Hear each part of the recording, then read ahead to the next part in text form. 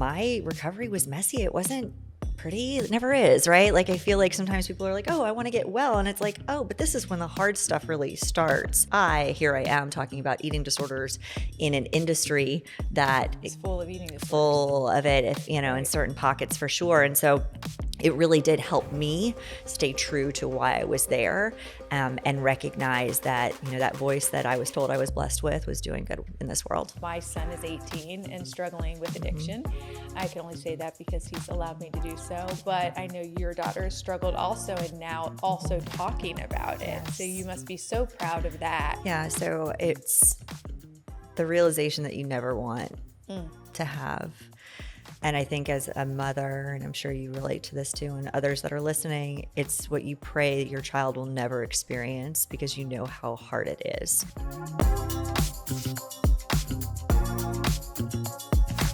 Well, thanks for coming. Thank you for having me. Yes, I'm actually really excited.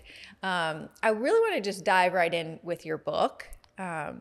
You could just maybe tell us a little bit about, so in the book, you talk a lot about turning your mess into a message.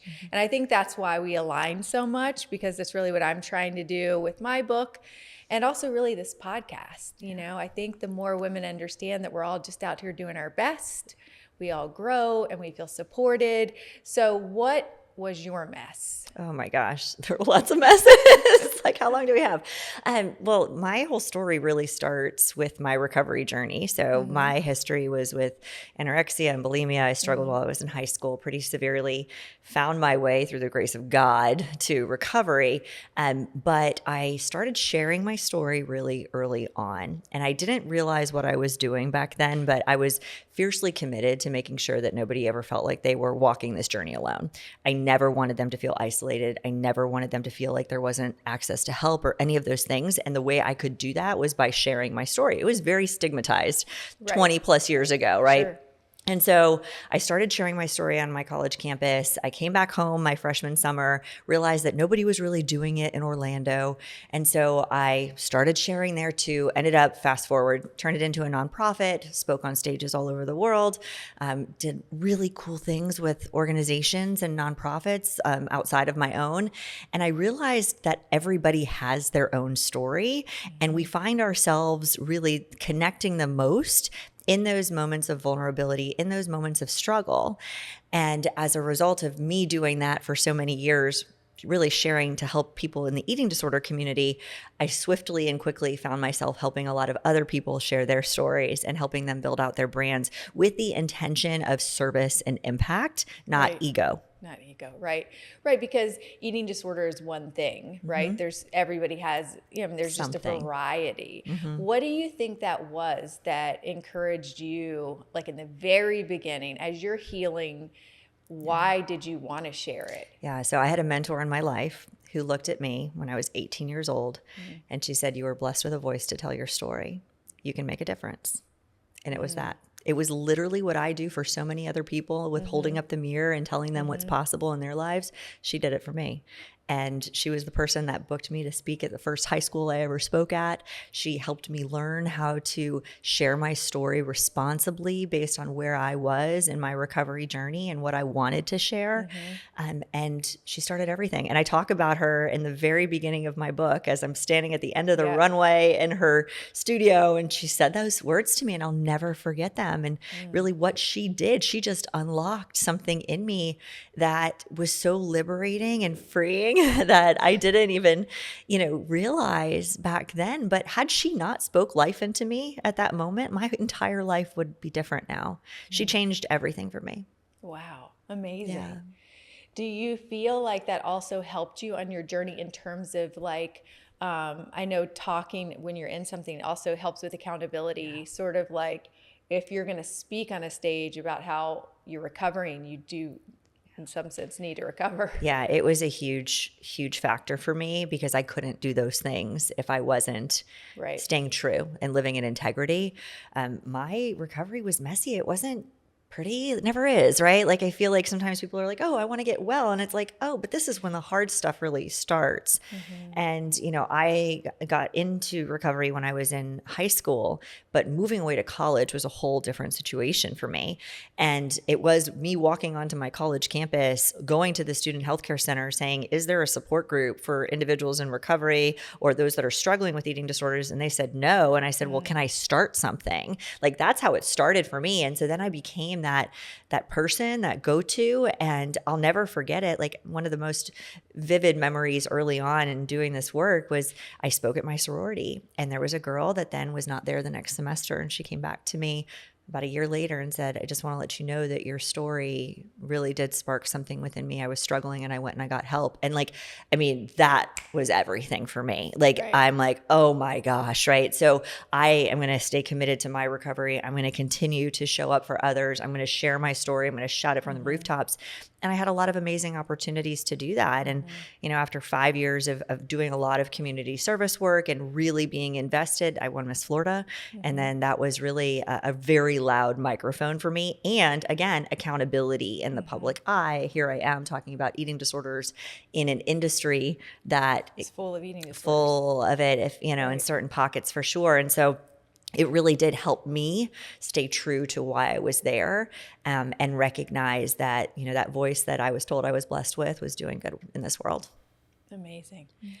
What's underneath all of that for you? Like, how did the eating disorder sort of show itself? What did that look like early? Yeah, so it was really, it was the culmination of really shoving down a lot of emotions for years, right? So I would say it's like the manifestation of a lot of evil going on inside, and that's really what it felt like. So I was perfectionistic to my core. I really struggled with being able to verbalize and vocalize how I was feeling in situations. So I grew up as a competitive athlete.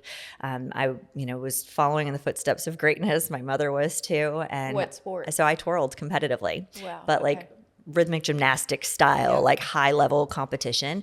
So I was competing as a soloist by the time I was 5. And then I trained as a soloist, so not on a team or anything else, but just one-on-one for 18 years. During that time, I recognized that I didn't really want to do it anymore when I was probably like in middle school, early high school. But a lot of kids want to quit things at that time. They're trying to find their path, and that wasn't an option for me. I ended up sustaining an injury at a very pivotal year in my competition career, where it was like the year before world qualifiers. There were just a lot of things happening all at once. And my control was kind of how I handled my eating disorder, right? So it was one day I had gotten really worked up at the gym. I came home and I had gotten sick, not on purpose, but something in my head flipped and was like, oh, I feel better now. And this was a release for me. And it became something I turned to for a period of time. And then all of a sudden it was the thing that was controlling me. And it was something that just took over my life. And by the time I was a junior in high school, it was just all consuming. I was weak. I was so sick. And so alone in that. So alone, so alone. And thankfully, my boyfriend, my high school boyfriend's sister, recognized the warning signs and symptoms in me, because I wasn't dropping weight rapidly. It was, to the, naive eye, it was pretty well hidden. But she had struggled. And she said to him, she saw it. Allison's not okay. She is not okay, and she needs help. And thankfully, he helped me then have a really brave conversation with my parents. My parents at that point said, well, you've recognized it, so it'll get better, right? Again, living in a time 25, 30 years ago where, this was not something that was widespread or talked about or really discussed anywhere. And there was a lot of shame there too, and so it took me another 6 months after that brave conversation to basically just say, I'm going to die. My body was starting to shut down. Right. And at that point I had stopped eating, and it was just terrible. And so thankfully we piecemealed my care plan together. And which was what? Did you go inpatient? I did not. I did outpatient. And I do believe I'm a miracle with how sick I was, the fact that I'm sitting here and was able to get better. I'm very, very grateful for every single day. But I recognize that, that's not always the case for people. I mean, 70% of people with eating disorders never get the real help that they need. And so if somebody's listening that's struggling, like, you can get through this, and there's a lot more resources today to support. And it's much more accepted. I mean, while you were doing that, I was getting sober. Yeah. I also didn't go to treatment. And similarly, my parents didn't really understand, although my grandpa died of alcoholism, my uncle, I didn't look like what I think most people thought an alcoholic looked like. And it wasn't like it is now, where people are talking about it all the time. Right. So it took a lot of courage to come out about it, And so I really relate to that. And I relate to your desire to turn that into a message for other people. Because I don't think everybody comes across, the right people at the right time. And, if we can be that for someone, I mean, what else is there? Yeah. And it was really helpful for me too, to see other young women that were championing this cause and mission. And so I'm super grateful that, Joanna Kendall with the National Alliance, she reached out to me as, I was speaking and very visible. She literally sent me a fax and said, I want to collaborate with you. And that was, back in 2006. And, we got together and worked together and did a lot of campaigns together. And now I am the chair for the board for the National Alliance. I mean, I attribute her to being a pivotal reason as to why my daughter is still here. She was by our side through our battle. But she is an amazing woman. But again, doing the work, sharing her story, and not being afraid to say, listen, I lived through hell and I made it through, and I'm here to show other people that it's possible and there's resources available. So I credit her, the Lynn Grief, who was the past CEO of the National Eating Disorders Association. She took me under her wing as my mentor for 10 years. So it was, she just really nurtured and cultivated me and helped me realize that this was so much bigger than me. And I was placed on this earth for a reason, to do meaningful work. And I've had a beautiful career in this industry as a result. And so I'm grateful for it. But I had to find my community too, because I was so alone. And thankfully, by sharing my story, by being out and doing this work, I found a lot of other people that are doing it too. And what about struggling with your daughter? So that's another thing we have in common, unfortunately, or maybe fortunately. My son is 18 and struggling with addiction. I can only say that because he's allowed me to do so, but I know your daughter has struggled also, and now also talking about it. Yes. So you must be so proud of that.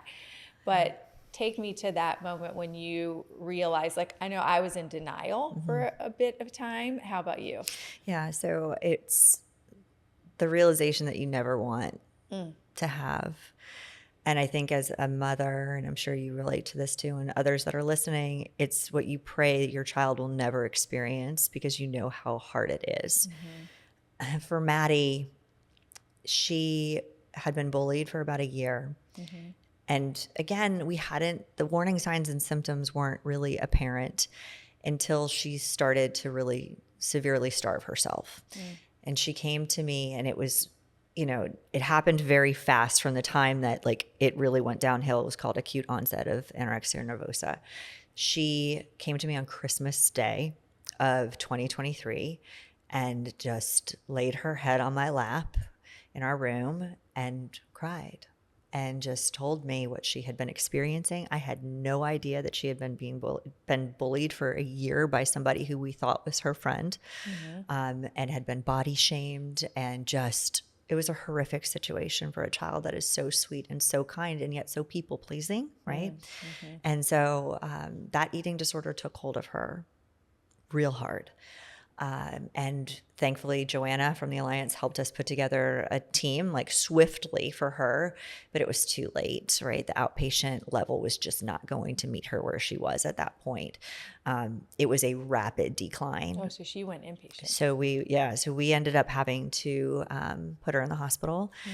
Refeeding syndrome is a very severe, issue when it comes to, somebody who's struggling with anorexia. So we had to do that first at our local children's hospital. And then she did 6 months of treatment. She did PHP. So the plan for her, initially we were going to go inpatient, But the outpatient care team and everybody that had been involved with her at the hospital said, if you can make it work and the family can be really involved, it's probably going to be better for her. She was 11, 12 years old. Wow. Right? So like young.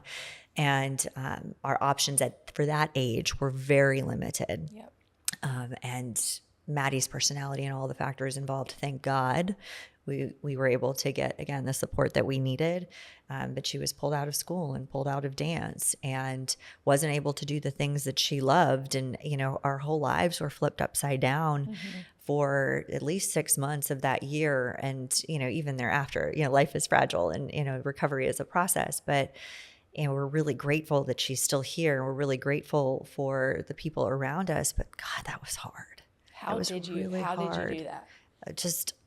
People ask me that, and I think, well, there's no other option. Yeah, but I do see people fall apart. Yeah. You maintained your life. What did that look like on a daily basis? So it was the hardest chapter of my life. I had taken a position the year prior at the nation's fastest growing startup in the mental health space, one of the fastest growing startups in the country, which was an unbelievable career opportunity for me. Again, working in the industry to help save lives. And I'm flying all over the country and we're growing and my team was exploding. I went from 29 to 170 people on my team in 18 months. Like it was a dream career. And I looked in the mirror and I said, I am flying around the country trying to save everybody else's child. And the person that needs me the most is under my own roof. It was really hard. And I held it together for about as long as I could. And it was about 6 months in to her journey. And I just recognized that I'm chasing a lot of things that at the end of the day don't matter the most, right? They matter a lot. And I have great pride in what I was doing. And I was so honored to be in that position. Like it was a dream career role. Like I loved it. And it was not the right time for me to be in that role. And so I had a conversation with the CEO and we decided that we would get a plan in place and I would depart from that position and over the summer of 2024. And so I've been out for about a year, but I had to redesign my life. I completely redesigned my life. I always figured I would be doing what I'm doing now, but it would probably be like 3 or 5 years from now, just because I loved what it was that I was doing and the people I worked with. But so then did you happened. Take time off completely?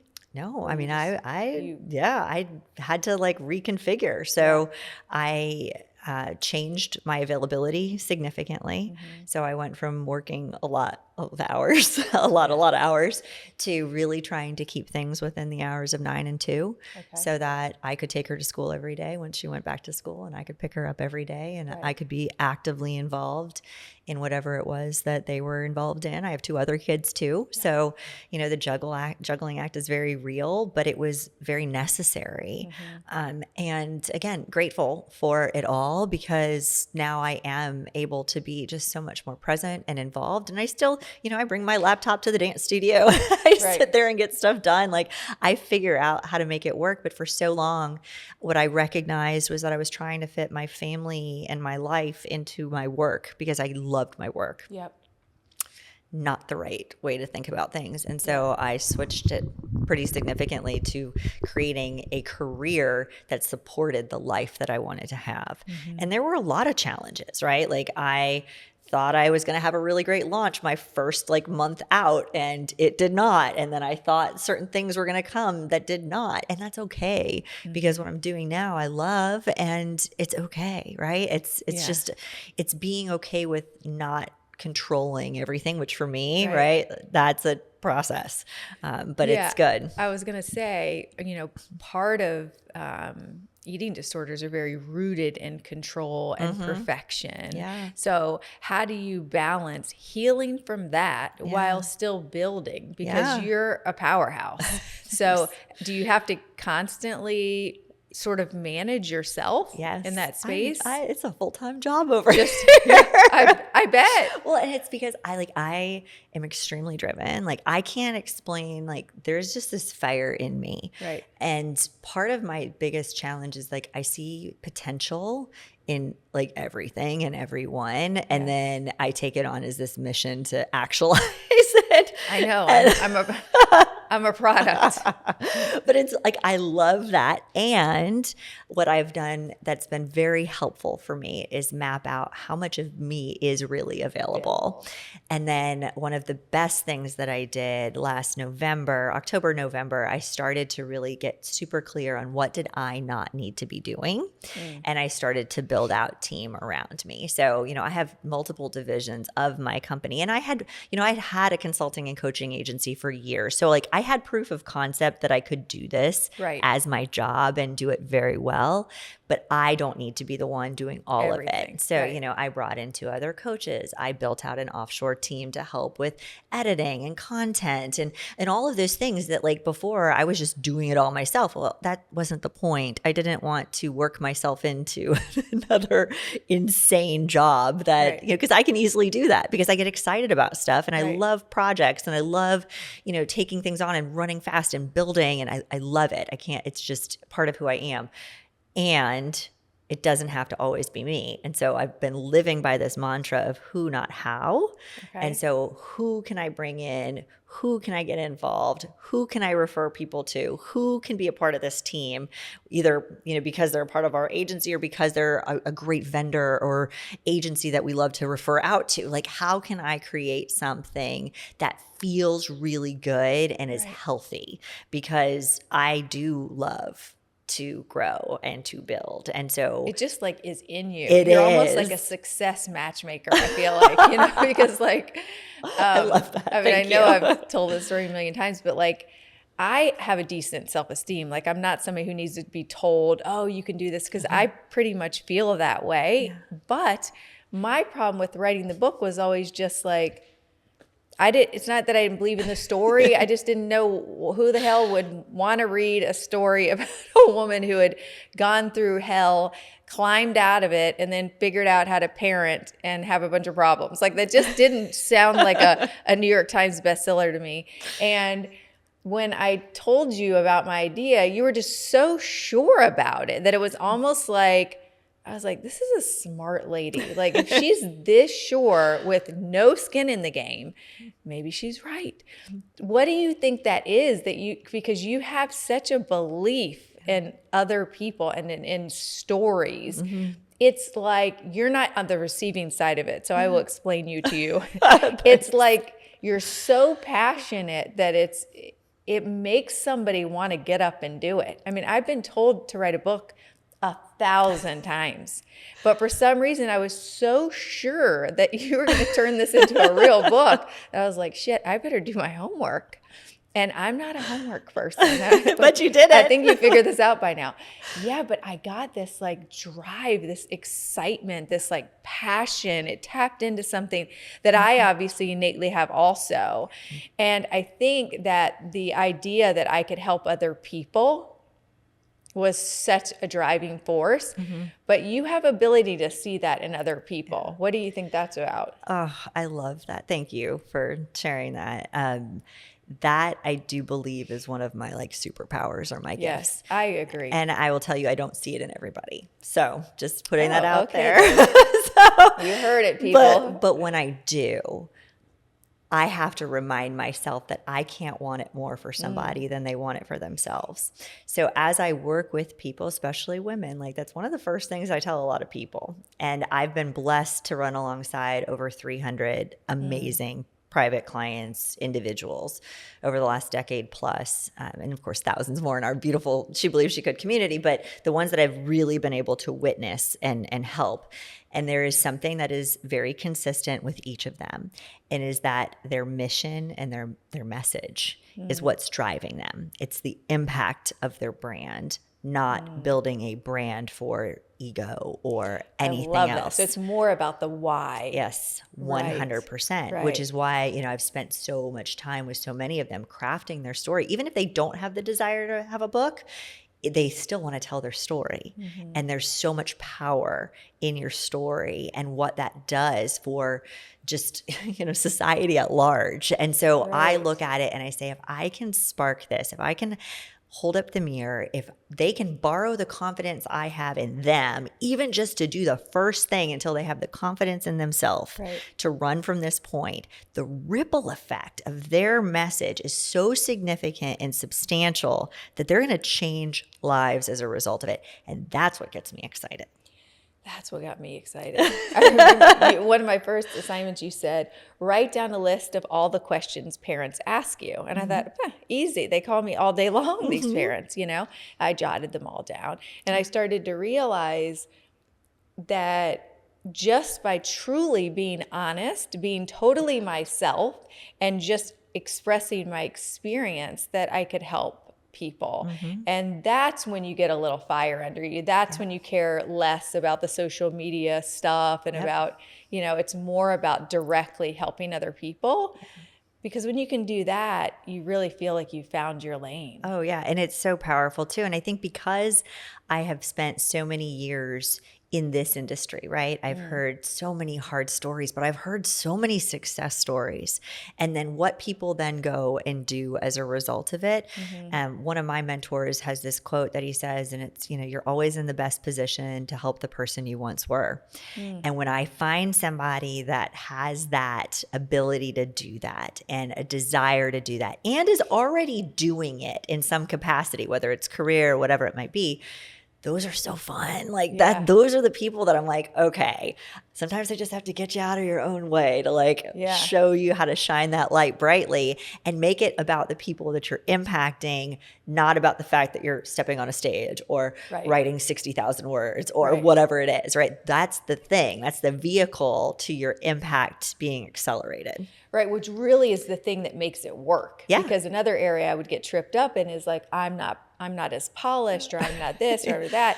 And then when I think I told you one of the things they liked in my book proposal was a story I tell about being so high in the Taco Bell drive-thru that I fell asleep. And I almost didn't put it because I thought, now this might not, you know, somebody might not want to sign a contract with this person. And they said that they loved that because it was me and it was true, and that I'm now in the spot to be helpful. Right. But it's also a little bit of my delivery is being a little funny or being a little outlandish. And I just wanted to, at 51 years old, just be myself. Yeah. And that's the most special thing is when you realize you've been chasing, I wouldn't say it's perfection for me, but like a fitting in or getting it right or whatever, you know, as in pharmaceutical sales and all these different things. And I always felt a little inadequate in different spaces or whatever. When you realize, holy shit, you can just full blown be yourself and tell your true story, and that becomes a career. Like, I wish somebody would have told me this 30 years ago. Yeah, it's liberating though. It's liberating. I think especially in the world of, you know, I love AI and tech and like, you know, I lean into it fully, but in a day and age where we are getting more and more removed from authenticity, just from convenience and productivity and efficiency. It is so refreshing when you can hear somebody stand in their truth. And that is what a true brand is. It is the person that can say, you're going to get all sides of me here. You're going to laugh with me, cry with me, be in awe or appalled, right? Whatever it is, right? Or maybe both. Right. But like, that's the connection piece because nobody's perfect. And I think like for me, I've had moments like that too, where, you know, I was chasing this like perfect career, perfect marriage, perfect relationships, perfect for so long. And I realized like I was just backing myself into a corner of being unrelatable and inauthentic. And it's like, no, like that's the furthest thing from what I want. I want people to find their ability to connect. I want them to see their story in my story. I want them to say, like, if she can do it, I can do it too, right? But the only way they're going to have the chance to do that is by telling the real stories and by pulling back the curtain and not making it seem like it's perfect all the time. But it's hard when you've grown up with that rigidity or any of that. And so, you know, I feel like there's that whole concept of becoming, but I think there's also this process of like unbecoming. Like, where it's like the reverse engineering. I think to really become what we're looking to become, you have to unbecome first. You know, I learned a ton of great stuff from my childhood and I have great parents and my mom has taught me how to rise in the face of adversity like no one's business. But there was also a lot of perfection stuff that I had to unlearn in order to get where I'm trying to go, right? In order to impart my message on teenage girls, I had to unlearn that. It was painful. It was painful. It is. You know, and I'd love to get some big lessons without like all the pain, you know? Yeah, it'd be nice, wouldn't it? Even when I first started AA, I would wear my little business suit into the meeting. Like, I don't know, just to let them all know I had a job, you know? I was different, you know, which is so weird because the whole goal was to connect. Yeah. And all I was doing was putting space in between me and everybody else with my dumb little suit that I didn't even wear to work. You know, I just put it on for the meeting. Yeah. But like so many little things like that throughout my life. Yeah. When my first husband left when I was pregnant, and that was my first experience with just totally falling. Like I had put together this curated life, you know, I was going to be like the most beautiful pregnant person and having, you know, just this way of, I was going to deliver the baby naturally and breastfeed under some tree. You know, it was just going to be this like super organic thing. And when he left, kind of what you were saying about Maddie is like in that moment, I realized what was actually important, and it was none of that stuff. You know, certainly breastfeeding is important, but not the visual of it, right? And what was really important, and I came to understand, was really my relationship with myself, with my kids, with my family, and I've had some hard knocks to get that. It's like hard-earned wisdom. It is, but it's also worthwhile. And it stinks that it takes us this long to figure it out with so many like trials and tribulations. But at the same time, like I also believe those stories are meant to be shared too, right? So that maybe others don't feel like they have to chase something else or be something else. And I think it's even harder now for this generation that's grown up on social media with everything being so curated and perfect. Like if I see one more Pinterest board of, you know, perfection, I'm like, oh my God, it's exhausting. And it's an effort for women our age to lead with authenticity, right? Because we were both coached a little bit at home. You know, my mom's pretty buttoned up.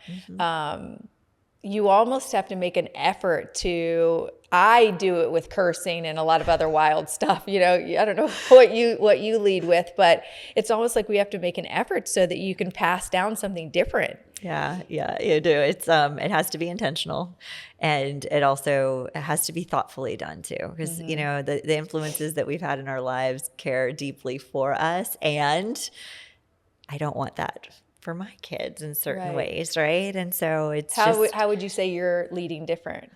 By just being very honest. You know, if I'm honest. One of my chapters is called "Be Honest-ish."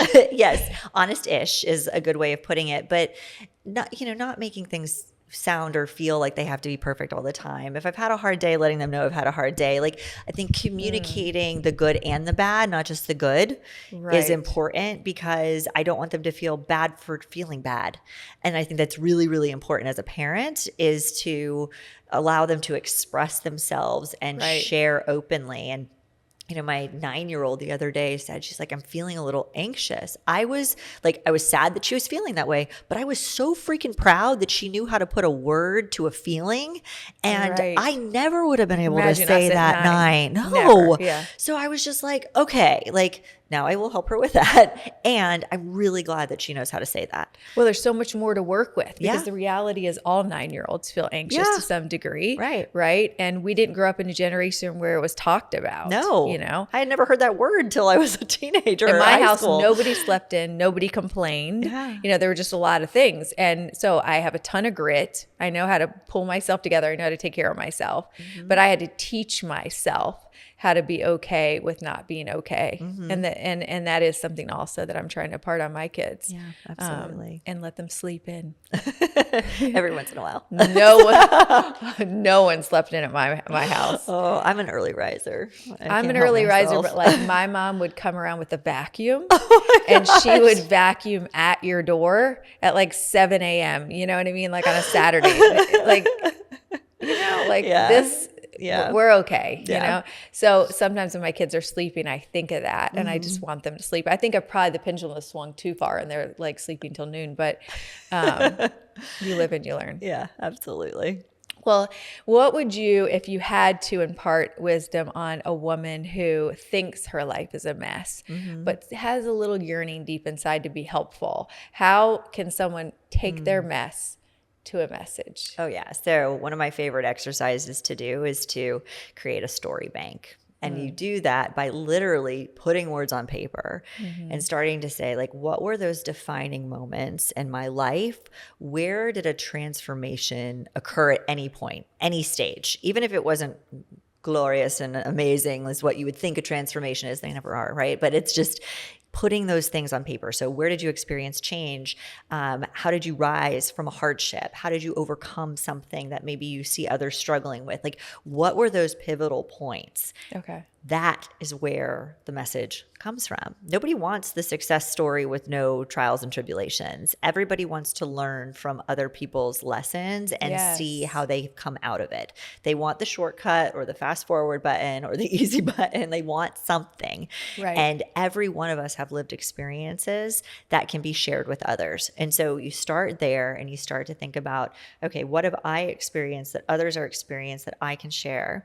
And then it's about just pulling it together in those pieces. And that's what I do with so many of my clients is like, okay, let's get really clear on who you want to help. What are those moments of connection that you can, really relate to them? What are the things that you've gone through that they're going through that you can share about? And then it's packaging. And that's where I spend a lot of my time is like, how do we pull this together? Yeah. Is there a framework? Is there a methodology? What other things can we lean on? And then we pull that all together. And yeah, everybody has a story. And that's the other thing is like, people will be like, oh, I don't want to build my personal brand. It's like, guess what? You already have one. We all do. It's really It's you. It's you. Ta-da! Like, you've Right. got one, right? Like it's really what you do with it, right? It's that reputation element. It's the recognition for doing good work, but also your ability to make a difference. And so that's where I really try to shift people from thinking it's all about you and your name and lights to like, hey, listen, the bigger the more you shine and the bigger your impact, the more people you're going to help on the other side. Yeah, and I bet, I don't know because I don't look at analytics or any of that stuff, but I'm sure if you did, there's got to be data that would show that that's less attractive anyway, like I think I told you when I was trying to be an affiliate, whatever that is for the vest, I sent them a video of me wearing the vest around the neighborhood and the lady wrote back, "You're wearing it upside down." And I thought, well, shit. So I just took a picture of that and put it on my Instagram. I got more traction from that. And I was in the morning, not a stitch of makeup, looking crazy with an upside down vest. And people went crazy because more people can relate to that. Yep, exactly. Because I'm just a mom out here trying to do her improve thing. my bone density for the love of God. You know what I mean? So I love that. And I just want what you want. I want to help as many people as I can. And I love the idea that whatever your story is can be impactful because being authentic by itself is impactful. Yeah. Even if you're authentic about how you carry on in your day, that's impactful because so many people feel alone and inadequate. And it's a shame because we're all just out here doing our best. Yeah. The not enoughness is very real, right? It's very and so real. The more that you can show people you're enough just as who you are. Just as you are. Yes. And that's really fun. It's a great process to like take people through and I love it. It will be work that I do for the rest of my life. I know that will always be a part of what I do. And it's just so amazing to watch other women step into their power and be able to see that really come to life. And it's a privilege to witness. Well, if you would like to add success matchmaker to I do love that. It's going to be like a tagline. Yeah. So if somebody wants to find you, how do they find you and how do they find your platform? Yeah, absolutely. She believes she could. Yeah, super active on Instagram. It's my favorite platform at Allison Walsh. AllisonWalshConsulting.com has everything, but it's the She Believes She Could podcast. My book is She Believes She Could. I love engaging and connecting. I'm very active in my DMs, so feel free to slide in and send me a little message. Awesome. Yes. Well, thanks. Thank you so much.